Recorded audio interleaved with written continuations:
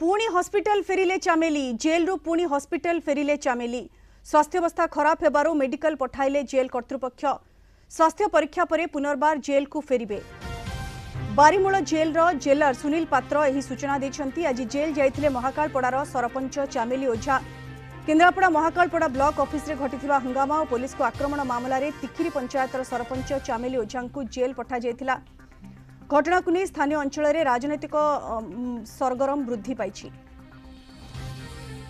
अधिक सूचना phone line जोड़ी होती आमर केन्द्रापड़ा रिपोर्टर सरोज परिड़ा। सरोज, जहाँ सूचना रही चामेली पुणी थरे वर्तमान हॉस्पिटल को आसी हॉस्पिटल जेल को निया जाइथिला। जेहेतु तांकर बेल खारज होइथिला तांको जेल को निया जाइथिला एवं वर्तमान पुणी थरे सूचना मिलुछि जे हॉस्पिटल को पुणी थर अना जाइछि चामेली ओझा को। तांको स्वास्थ्य अवस्था कौन अधिक बिगिड़ला कि जोंथि कि पुणी तांको हॉस्पिटल को आनिबा को पड़ला? सरोज, कौन रही सूचना?